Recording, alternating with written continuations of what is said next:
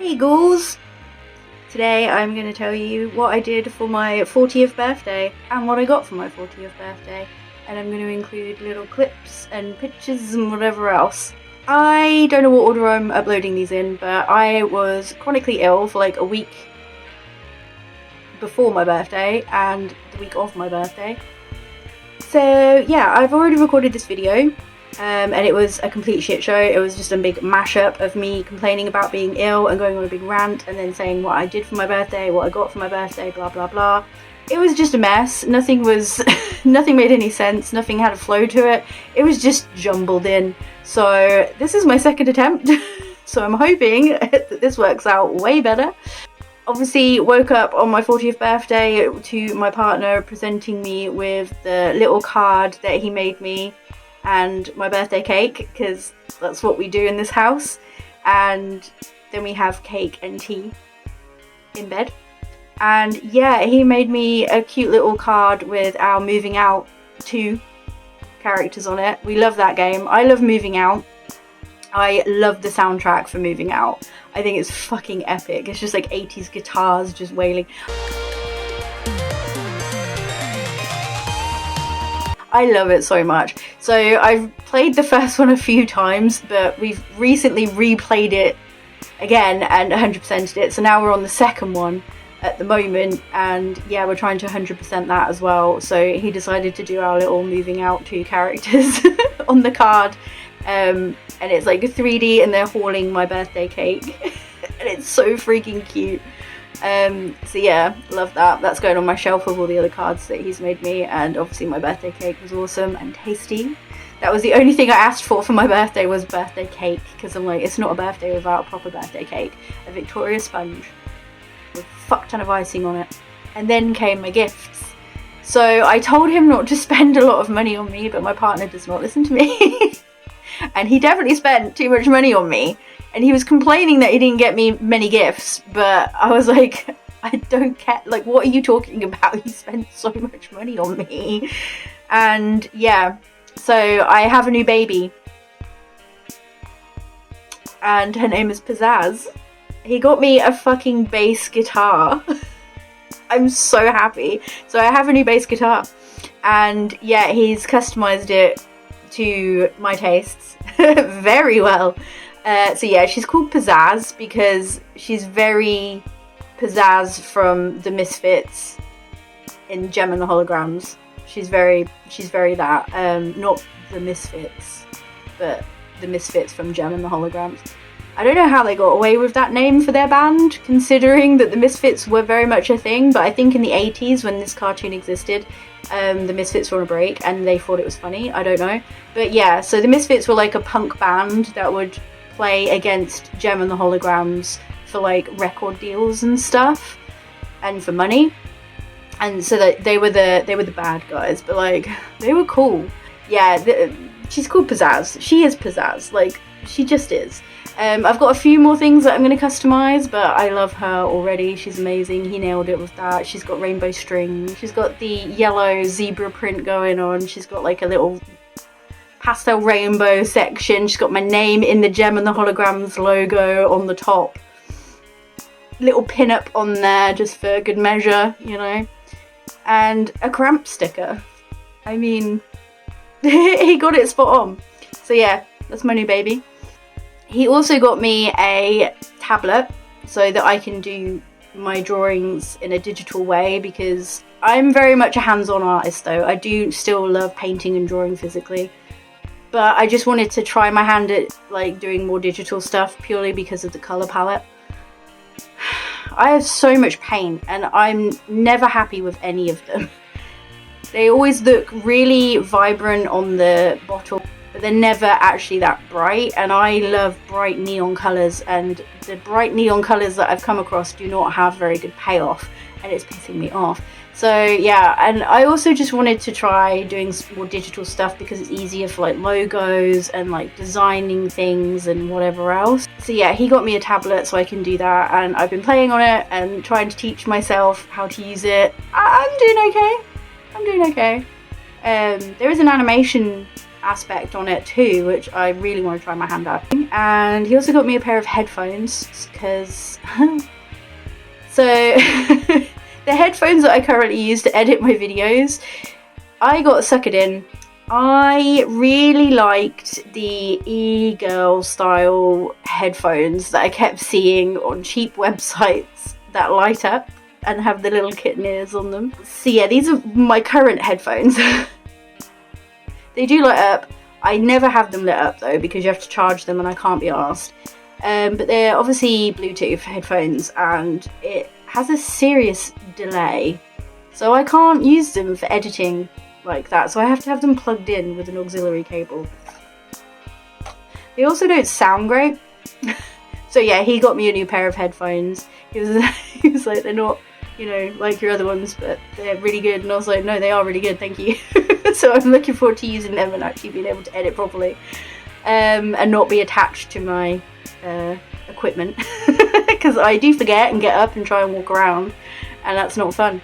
End up tripping over myself. So he also got me a book of all of the scenes from The Crow. There's like pictures from The Crow, the movie, and just like a little description thing from, I think it was made in '95, the book, and I don't know how he found it, but it's awesome. And obviously it's gone on my Crow shelf because I love The Crow, it's my favourite movie. So yeah, I was really happy with that. He also managed to get a copy of What We Do in the Shadows on DVD. We don't think it's a legitimate DVD because I don't think, we've looked everywhere, it didn't come out in the UK. I'm talking about the series, by the way. The movie's good, but like the series of What We Do in the Shadows is fucking epic. I love it so much. We've rewatched it so many times, and yeah, so I was paying for a subscription to, I think it was Disney Plus, which is like £16 a month. And I don't watch anything on it except for What We Do in the Shadows. And he was like, you should just get it on DVD. We couldn't find it, but he managed to find it. We don't know if it's legit, like I say, but it works. And also, you can't tell. It looks real. Like, the discs look real. They've got like all of the covers on them, the title, the packaging, everything looks normal, so I don't really know, but I don't care because it works and it's awesome and I love it. So yeah, he also got me that. So we also had tickets to see my favourite band in the whole world, Waterparks. They were playing on my birthday in London. It's like they knew it was my birthday. And yeah, we travelled down and we went out for the entire day. I was a bit nervous that I wouldn't be able to like manage very well because obviously being chronically ill, I get tired really quickly and it's a lot to go all the way to London and wander around all day and then not come back until like the early hours of the morning because you've been to a show, and it's quite a bit of travelling. But I was fine. I was happy that I just had like a slight headache instead of my chronic migraine and headache that I'd been having all week. So I really lucked out there. And yeah, we went to Camden. It's kind of a tradition on my birthday. I always seem to end up in Camden. Not every year, but most years I've been to Camden, especially on big birthdays. Yeah, we went to Cyberdog, obviously. The thing is, I couldn't buy anything while we were in Camden because the venue that we were seeing Waterparks in was one of the smaller O2s, but they have a really strict bag rule where it has to be like the size of an A4 sheet of paper or smaller, so like not very big at all. So I was like, well, I can't buy anything then because I can't take any bags into the venue with me, but it's fine because I didn't see anything. And then we went to another stall that I love so much, and I can never remember the name of the place that it's in because it obviously used to be like Stables, so I feel like Stables is in the name, but it's in the Market. I'll put the name here because I did find out afterwards, but I've forgotten it again. And it's in the corner, I feel like, towards the back or something. I always feel like I'm towards the back corner. And it doesn't have a name on it, but I did find out that it was, maybe still is, called I'm Puzzled. And I love that stall so much. So it's not very big, but you'll know it because on the outside it's just stuff everywhere, and on the inside there's just stuff everywhere. He used to have a Batman costume mannequin type thing outside. I don't think that's there anymore though, because I don't remember seeing it this time. But yeah, he's got like loads of masks. So he's got some kiss masks. I didn't take any footage of it. I didn't really take much footage at all that day, but I did manage to find footage of it, so I'll insert pictures and whatever. He's got kiss masks. He did have a Beetlejuice one, but I couldn't find a picture of that, but it was pretty cool. And he also had a couple of Crow masks from The Crow, and he had 2 of the James O'Barr comic book version of The Crow, of Eric Draven. He had 2 of those. He had one outside and one inside. And then he also had one of the Brandon Lee version. And I didn't get to see how much they were, but I wouldn't have been able to buy them anyway. I'm sure they would have been expensive regardless. But yeah, it was cool to see that in person, because I hadn't seen that yet. There was a couple of figurines in there that I liked. There was quite a few Killer Clown ones, actually, which I was kind of surprised, because you never really see them. He did have a bride, a Frankenstein bride. They never look like her, and I don't know if it's a licensing thing, but I can't imagine it would be, because it's been like 100 years now. It's been forever, like, come on. I just don't know why she always looks awful, and I'm really particular about my figurines. I like them to look like who they're supposed to look like, and they never do. So yeah, I didn't get that. I think he did have a couple of other Beetlejuice figures, but there's just figurines everywhere. They're even hanging from the rafters. Like, you can barely move in there, but I love it so much. So definitely, if you're in Camden, try and find it, because it is awesome. And then we just went to a Wetherspoons to eat, because trying to find somewhere to sit down and eat in London is very difficult. So, and I like Wetherspoons because A, it's cheap, but also there's just, you can sit down and both eat whatever you want. You don't have to go to like a specific thing, so like you both have to like burgers to go to a burger joint, do you know what I mean? Or like you both want to be in the mood for pizza to go to a pizza joint. But with the Wetherspoons, you could have whatever you want. You can have a fucking curry and the other person could have a burger. Do you know what I mean? I love Wetherspoons. Cheap and cheerful, I just love it. So yeah, we went in there and had some munch. I think I had a pizza and some chips. Maybe even some garlic bread, I can't remember. And yeah, we went to the venue. The queue was ridiculous. I think my partner was kind of shocked at the queue, because it just went all the way around the building, all the way down the street, all the way around all the other buildings, and just kept going and going and going. And we did get there quite late, because I was like, I don't want to be queuing up forever. We still were queuing up for over an hour, even though the doors were at like 7, I think. I feel like we still got in there late. I don't know. So yeah, we queued up for like an hour and got in. It was, like I say, it was an O2 venue, but a smaller one. They had steps that went down into like the main area, and obviously that bit was getting full really quickly. And I was like, well, I want to get my merch, so I went to the merch stand. I knew I wanted to get the hoodie, because I have a bunch of merch for the... I have a bunch of Waterparks merch, okay? But my favourite hoodie is the zip up, and I wear that all the time, but it is a smaller size.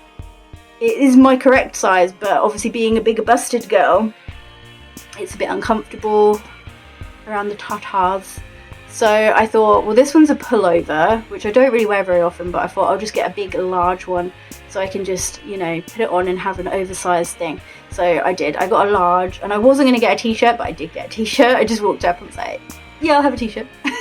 So I got a hoodie and a t-shirt, so I was very happy. And then I just kind of stood at the top of the stairs, just to the right, like out of the way, so people could still go down the stairs, obviously, and get in, but I could still see because I'm short.